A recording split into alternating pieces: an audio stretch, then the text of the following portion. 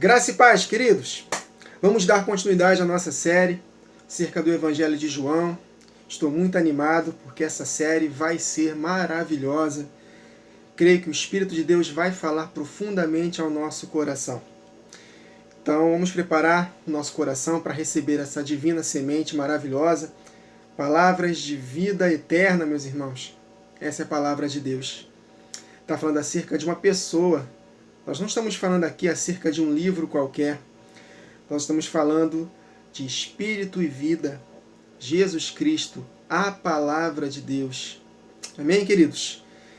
Senhor, muito obrigado por mais uma vez estar aqui, para poder ministrar a sua palavra na vida dos meus irmãos, Senhor. Que possamos ter um coração pronto, próprio, Senhor Jesus, para poder receber essa palavra. Estamos aqui com o coração aberto, com a boca também, Jesus, aberta, para que o Senhor possa nos alimentar, Jesus, dessa palavra.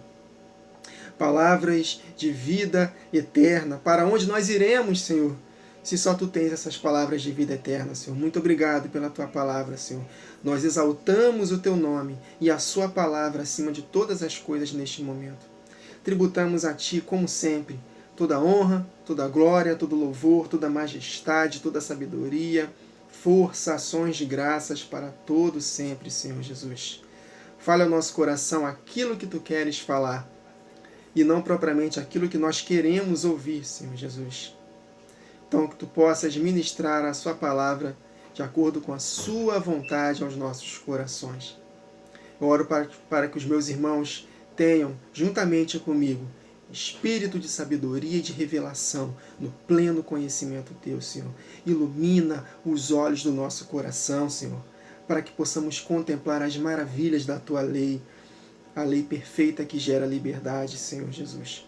Muito obrigado, Senhor Jesus, por estarmos vivos aqui, respirando, com propósito, Jesus. Nossa vida, ela deve ser conduzida pelos Teus propósitos na nossa vida. Assim como vamos meditar agora, Jesus, acerca do propósito que o Senhor estabeleceu para João Batista. E ele foi fiel a esse propósito, Senhor Jesus. Que nós possamos ser fiéis até a morte, Jesus, para que possamos receber a coroa da vida. E, se caso estivermos vivos na ocasião da Sua volta, no final da grande tribulação, teremos nossos corpos transformados no momento, no abrir e fechar de olhos. É nessa esperança que nós fomos salvos, na esperança da Sua volta, Jesus.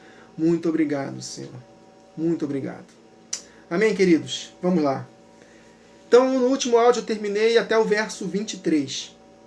Vamos dar continuidade a partir do verso 24. Essa é a quinta parte da série.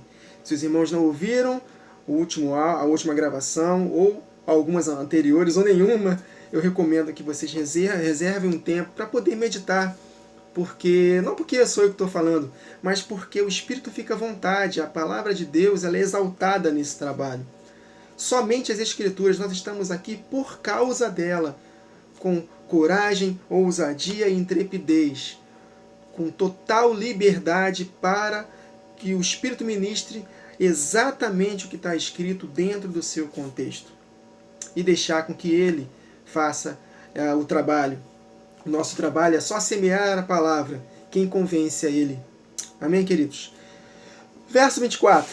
Ora, os que haviam sido enviados eram de entre os fariseus. Foram enviados para João.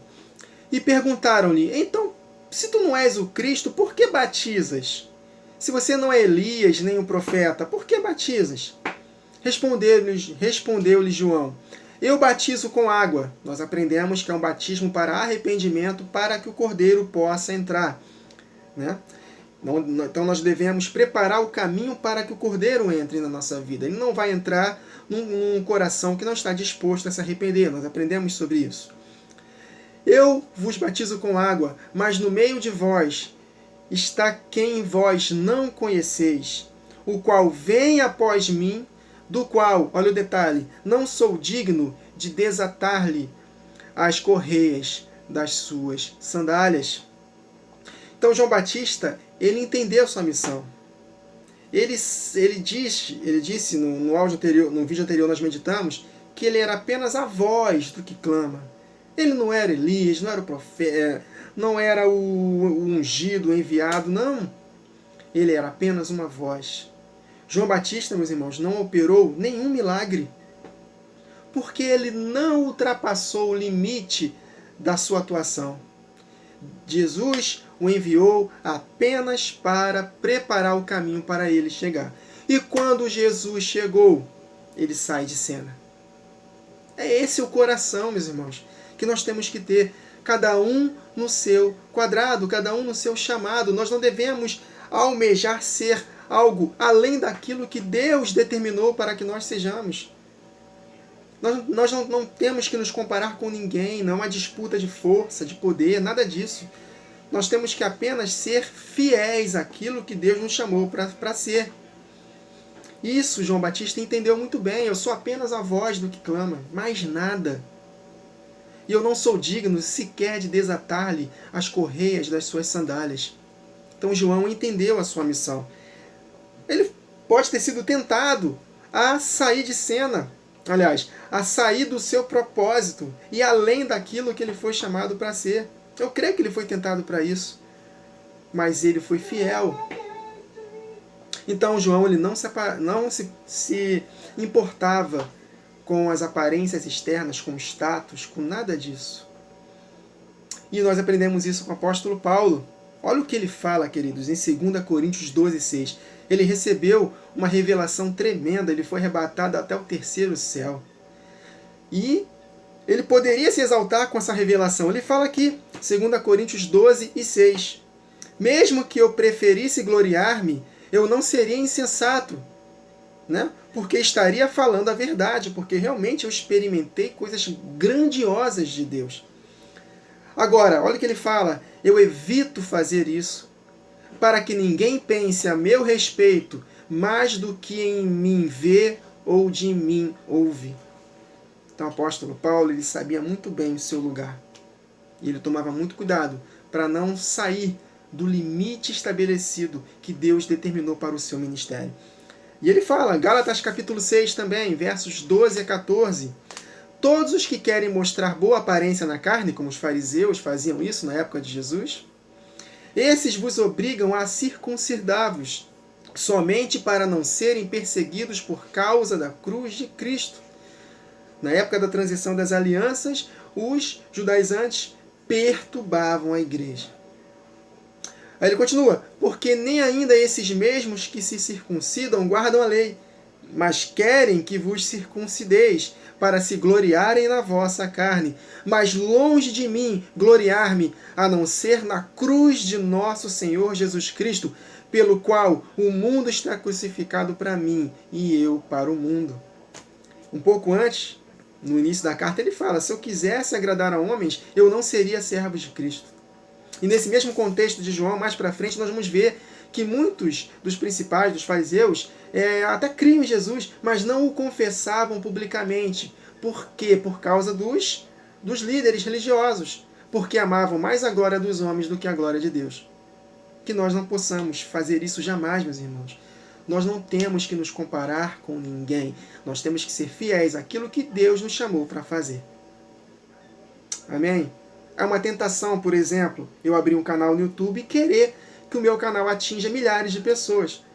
Mas o Espírito já tem falado comigo, Wagner, se o teu canal alcançar só 200 pessoas, acabou, esse é o teu chamado.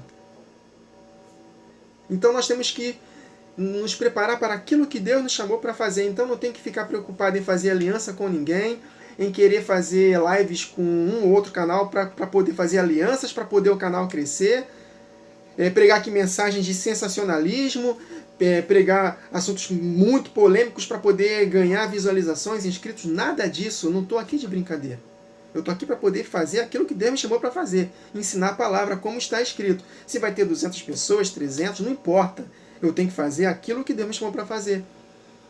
E tu achas que eu não vou ser tentado ao longo do tempo? Claro, queridos. Mas que nós possamos ser firmes, como esse exemplo aqui de João Batista, o exemplo de Paulo. E tem mais outra passagem aqui que eu separei, Filipenses 3, 1 a 9. Resta, irmãos meus, que vos regozijeis no Senhor. Não me aborreço de escrever-vos as mesmas coisas, e é segurança para vós. Guardai-vos dos cães, guardai-vos dos maus obreiros, guardai-vos da circuncisão, porque a circuncisão somos nós, que servirmos a Deus em espírito. Hoje é espírito, meus irmãos. Nós adoramos ao Pai em espírito e em verdade. E nos gloriamos em Jesus Cristo, e não confiamos na carne.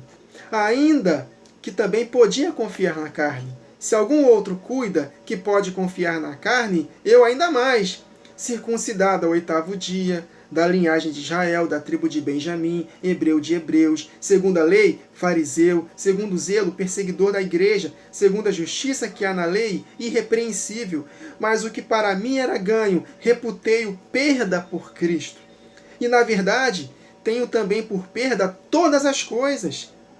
Olha só, meus irmãos, pela excelência do conhecimento de Cristo Jesus, meu Senhor, pelo qual sofri a perda de todas estas coisas e as considero como escória, como lixo, para que possa ganhar a Cristo e seja achado nele, não tendo a minha justiça que vem da lei, mas a que vem pela fé em Cristo, a saber, a justiça que vem de Deus pela fé. Então, no ambiente que o apóstolo Paulo vivia, era um ambiente muito difícil de transição das alianças. Porque o povo, geração após geração, eles estavam instruídos pela lei que tinham que guardar todos aqueles ritos cerimoniais para serem salvos. E de fato, tinham que guardar mesmo. Senão eram eliminados do povo. Só que, até Cristo, foi apenas um condutor até Cristo. Então o apóstolo Paulo era muito perseguido por causa dessas práticas judaizantes. Em Cristo Jesus, a lei acabou. Não a lei dos 10 mandamentos, mas a lei dos ritos cerimoniais. Cristo é o cumprimento dessas leis. Então não precisamos mais guardar festas literais, guardar sábados, entregar dízimos, apesar que dízimo nunca foi dinheiro na palavra, dízimo sempre foi relacionado ao campo, à agricultura, apenas figuras da realidade que somos nós. Nós somos os dízimos de Cristo Jesus, Ele é as primícias e nós somos os seus frutos entregues para Deus, e Deus aceitou essas primícias por causa de Jesus, que ressuscitou dentre os mortos, e seremos escolhidos definitivamente se perseverarmos até o fim na ocasião da volta de Jesus. Circuncisão, sacrifício de animais, rituais de purificação e por aí vai. Infelizmente, queridos, está crescendo o número de judeus messiânicos que creem em Cristo, mas querem fazer com que nós aceitemos que temos que voltar para essas práticas para de fato sermos salvos. Muito cuidado, isso está crescendo muito no nosso meio. Então, meus irmãos, no verso 27, João Batista falou que ele não era digno sequer de desatar as correias das sandálias de Jesus. Ele era apenas uma voz. Ele não era o profeta, ele não era o ungido, não era Elias, nada disso. Ele era apenas uma voz. Vou repetir, João Batista não operou nenhum milagre. Nenhum milagre João Batista operou. Ele simplesmente só batizou o batismo de arrependimento para preparar para que um maior do que ele entrasse em cena. Ele foi fiel ao seu chamado e morreu entre 30 e 33 anos, decapitado, sem nada. Nas lentes da teologia da prosperidade isso é loucura, mas nas lentes de Deus não. Isso é honra. Jesus elogiou João, que entre os nascidos de mulher não houve nenhum sequer igual ao João Batista. Olha só, não operou nenhum milagre. Morreu sem nada, conta bancária zerada, sem nada, sem dinheiro, sem nada. Mas foi honrado por Deus, porque o seu chamado era exatamente fazer isso aí. Preparar o caminho para o Senhor. Não quis ser rico, não quis ultrapassar o ministério dele, além do que ele foi chamado, não. E isso é um exemplo para nós.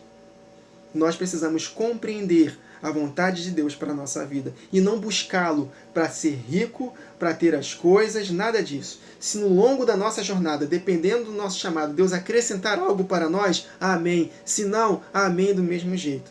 Nós fomos chamados para cumprir o propósito de Deus para a nossa vida. Só temos como descobrir isso se nós buscarmos a Deus. Aí Ele vai se revelar para nós. E importa que os despenseiros é que sejam encontrados fiéis. Amém, queridos? Fiéis. Amém, Jesus. Verso 28. Estas coisas se passaram em Betânia, do outro lado do Jordão, onde João estava batizando. Verso 29. No dia seguinte, viu João a Jesus, que vinha para ele. E ele disse, olha ali, eis o Cordeiro de Deus, que tira o pecado do mundo. Meus irmãos, olha só. A Páscoa foi o início dos tempos determinados. Se Jesus não tivesse sido fiel, todos os outros tempos determinados, estou me referindo às 7 festas fixas do Senhor, não se cumpririam. Então Jesus, por ter sido o Cordeiro Pascal perfeito, ele garantiu a festa dos pães ázimos, a festa das primícias, dos Pentecostes e as 3 festas que vão se cumprir no futuro. Na ocasião da última semana de Daniel, a festa das trombetas, e na festa da expiação, que é a penúltima festa, que vai ser o dia quando o nosso sumo sacerdote vai sair do Santo dos Santos com os nossos pecados definitivamente expiados, e aí sim nos introduzir para a festa dos tabernáculos, que é a festa do casamento, das bodas do Cordeiro, em que reinaremos com Cristo por 1000 anos. Então ele é o Cordeiro de Deus que tira o pecado do mundo. Eu expliquei isso para os irmãos na última gravação. No mundo do Espírito está consumado, mas no nosso tempo ainda não. Ainda faltam tempos determinados para se cumprir. Então só há uma maneira de nós alcançarmos a expiação definitiva dos nossos pecados, se perseverarmos até o fim. Então hoje ainda pecamos, ainda não temos a expiação definitiva dos nossos pecados hoje. Se pecarmos, nós devemos confessá-lo, nos arrepender e ele vai nos perdoando. Mas a expiação definitiva só na ocasião da volta de Jesus. E é exatamente sobre isso que eu quero falar com os irmãos. Ele é o Cordeiro que tira o pecado do mundo. Mas a expiação ainda não foi completa. Lembra quando nós meditamos logo no início do meu canal, falando acerca dos erros do pré-tribulacionismo, falando acerca das 70 semanas de Daniel, que vai se cumprir com a igreja? 70 semanas foram determinadas para se cumprir 7 maravilhas, e dessas 7 maravilhas tem o expiar da iniquidade e dar fim à transgressão. E isso não se cumpriu ainda. A iniquidade ainda continua, Então não temos a expiação perfeita ainda, só quando Jesus voltar. Vamos ler 1 João capítulo 2, versos 1 a 6. Meus filhinhos, estas coisas vos escrevo para que não pequeis. E se alguém pecar, temos um advogado para com o Pai, Jesus Cristo, o justo. Ele é a propiciação pelos nossos pecados, e não somente pelos nossos, mas também pelos pecados de todo o mundo, o Cordeiro de Deus, que tira o pecado do mundo. Olha a condição. E nisto sabemos que o conhecemos, olha a condição indispensável, se guardarmos os seus mandamentos. Aquele que diz, eu conheço, mas não guarda os seus mandamentos, é mentiroso, e nele não está a verdade. Mas qualquer que guarda a sua palavra, o amor de Deus está nele verdadeiramente aperfeiçoado. Eu não me canso de dizer isso. O amor de Deus só se manifesta num coração que está disposto a se arrepender. Só confessar da boca para fora, só crer que Jesus é Deus, que Jesus morreu na cruz, isso não vai fazer de nós, queridos, salvos. Lembra Tiago falando em João 2? Você crê que existe um só Deus? Muito bem. Até os demônios creem e tremem. Mas quer certificar-se, ó louco, que a fé sem obras, sem obediência aos mandamentos do Senhor, é morta? Então é isso, meus irmãos. Aí ele continua, mas qualquer que guarda a sua palavra, aí sim, o amor de Deus está nele verdadeiramente aperfeiçoado. Nisto conhecemos que estamos nele. Aquele que diz que está nele deve andar como ele andou. Amém, queridos? Então, como é que nós vamos alcançar a expiação definitiva dos nossos pecados, queridos? Se nós guardarmos os seus mandamentos até o fim. Lembra que o apóstolo Paulo fala isso em Romanos 2?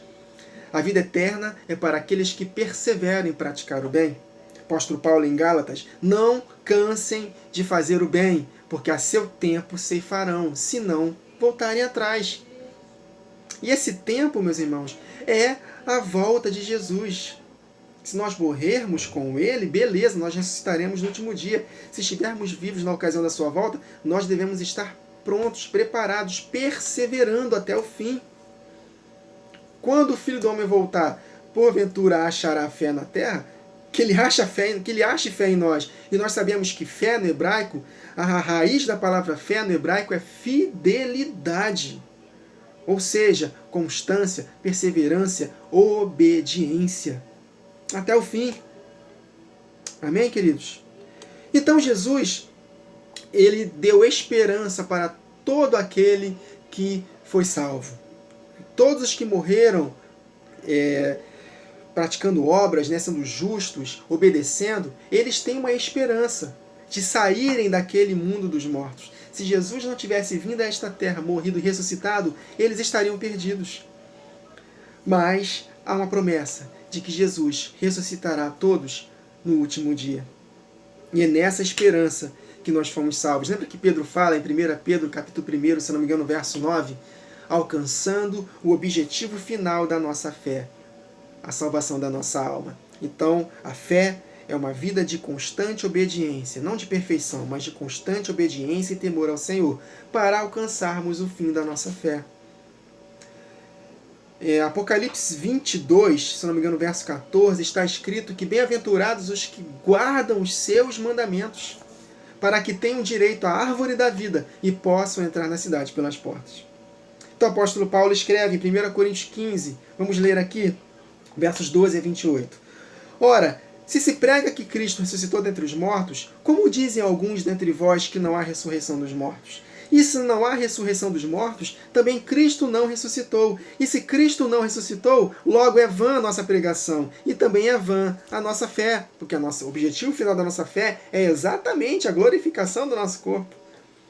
E assim somos também considerados como falsas testemunhas de Deus, pois testificamos de Deus que ressuscitou a Cristo, olha, o Pai ressuscitou a Cristo, o Deus que é Espírito ressuscitou a Cristo. Então foi o Espírito do Pai que ressuscitou a Jesus, o qual, porém, não ressuscitou, se na verdade os mortos não ressuscitam. Então eles estavam sendo influenciados por muitos falsos mestres, dizendo que a ressurreição não existe. Aí ele fala, porque se os mortos não ressuscitam, também Cristo não ressuscitou. E se Cristo não ressuscitou, é vã a nossa fé. E ainda permaneceis nos vossos pecados. E também os que dormiram em Cristo estão perdidos. Os que morreram antes de nós, meus irmãos, todos os justos do Antigo Testamento, os que estão morrendo hoje, que vão morrer até a volta de Jesus, estão perdidos. Se a nossa esperança é exatamente sair daquela região dos mortos para reinar com Cristo para todo sempre com os corpos glorificados, se morreu, acabou? Que história é essa? Aí ele fala aqui no verso 19, se esperamos em Cristo só para esta vida, somos os mais miseráveis de todos os homens.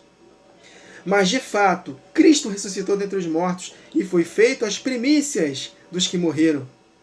Porque assim como a morte veio por um homem, a morte física, também a ressurreição dos mortos veio por um homem, Jesus Cristo, o Espírito vivificante que vai vivificar o nosso corpo mortal.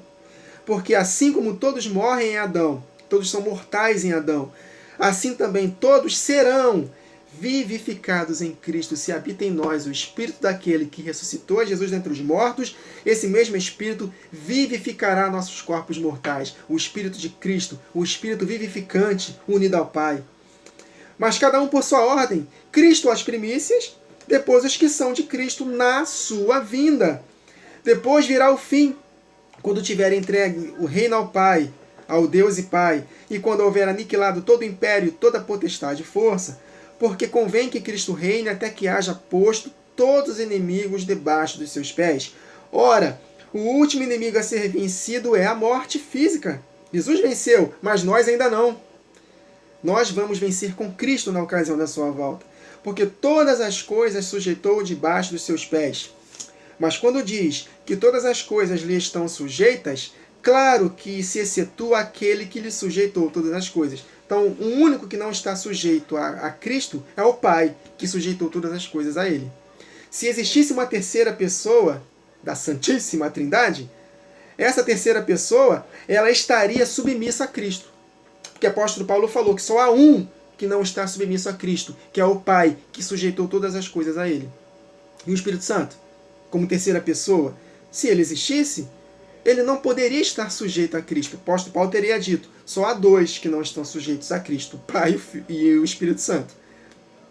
Está vendo como esse texto aqui, como milhares de outros textos na palavra, refuta a doutrina da Trindade, meus irmãos? Não é implicância minha. A Trindade, meus irmãos, não existe na Bíblia. É Pai e Filho. O Espírito Santo é o Espírito que os une. É a manifestação deles. Então, é claro que se excetua aquele que lhe sujeitou todas as coisas. E quando todas as coisas lhe estiverem sujeitas, então também o mesmo Filho se sujeitará àquele que todas as coisas lhe sujeitou, para que Deus seja tudo em todos, Pai, Filho e o seu povo. Ah, meus irmãos, Pai, Filho, a igreja. Amém? Salmo 16, versos 7 a 11. Olha a esperança do salmista. Bendigo o Senhor que me aconselha, pois até durante a noite o meu coração me ensina.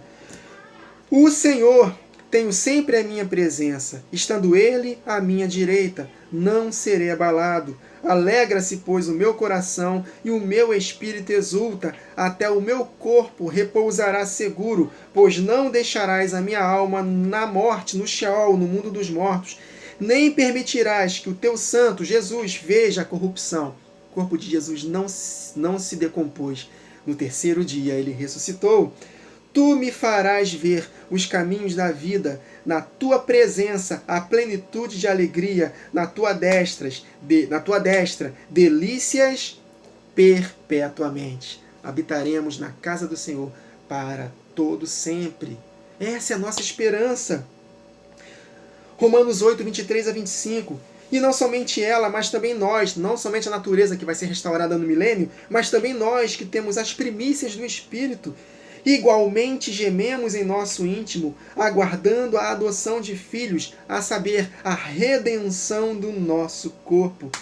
Porque na esperança fomos salvos. Ora, esperança que se vê não é esperança, pois o que alguém vê, como espera? Mas se esperamos o que não vemos, com paciência aguardamos. Jesus é a vida eterna, meus irmãos. Então é isso que eu consigo enxergar no verso 29. O Cordeiro de Deus que tira o pecado do mundo é a expiação definitiva dos nossos pecados. Repito, hoje nós não temos a expiação definitiva, mas nessa esperança nós fomos salvos. A nossa única e bendita esperança. Por isso que aquele que julga está firme, cuide para que não caia. Importa caminhar hoje, amanhã e depois perseverar até o fim, meus irmãos, para que esse Cordeiro possa, de fato, tirar todo o nosso pecado na ocasião da volta de Jesus. Amém, queridos? Então finalizamos aqui até o verso 29. Nós vimos que João Batista foi fiel ao seu chamado, engrandeceu, preparou o caminho para Jesus entrar. Quando Jesus entrou, ele sai de cena, Jesus, né? Ele dá continuidade ao Evangelho. E no verso 29 nós vimos aqui que João declarou que Jesus é o Cordeiro de Deus que tira o pecado do mundo. Hoje nós somos novas criaturas, temos as primícias do Espírito, os primeiros frutos, temos a habitação do Espírito Santo, que é a unidade do Pai e do Filho, mas ainda não alcançamos o que havemos de ser. João ele fala isso no 1 João capítulo 1, 1 João capítulo 3, ele fala lá, filhos, hoje nós somos filhos de Deus, mas ainda não alcançamos o que havemos de ser. Porém, quando Ele se manifestar, Jesus Cristo, nós seremos semelhantes a Ele, o veremos como Ele é. Teremos nossos corpos semelhantes ao corpo glorioso dele. Então, ainda vamos alcançar a salvação definitiva das nossas almas. Por enquanto, somos forasteiros, peregrinos e forasteiros neste sistema dominado, enterrado no maligno.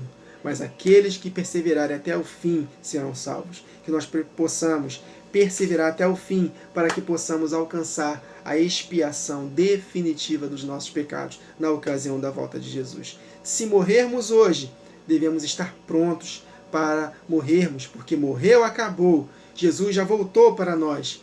Agora, se nós estivermos vivos na ocasião da volta de Jesus, devemos nos preparar para enfrentarmos a grande tribulação, para que o amor que se esfriará de quase todos da igreja não esfrie o nosso coração. Amém, queridos? É necessário perseverar até o fim para que o Cordeiro de Deus tire totalmente o pecado da nossa vida. O apóstolo Paulo, quando fala do novo nascimento, ele não fala que nós fomos livres do pecado agora. O pecado está nos nossos membros. Miserável homem que somos. Quem nos libertará do corpo sujeito a esta morte? Ele está falando da esperança, meus irmãos, da vida eterna. Tanto que ele fala depois, no capítulo 8, graças a Deus por Jesus Cristo. Nenhuma condenação há para os que estão em Cristo Jesus, os que não andam segundo a carne, mas segundo o Espírito. Mais para frente ele fala, se vivermos segundo a carne, morreremos, mas se pelo Espírito desfizermos os atos do corpo, viveremos. Porque todos os que são guiados pelo Espírito de Deus são filhos de Deus. Ele vai falando acerca dessa esperança, ele vai, né, até o final. Quem nos separará do amor de Cristo? Tribulação, angústia, nudez, perigo, espada. Está falando profeticamente acerca da igreja que vai passar pela grande tribulação. Então ele fala tanto dos que vão morrer salvos, quanto dos que vão estar vivos na ocasião da volta de Jesus.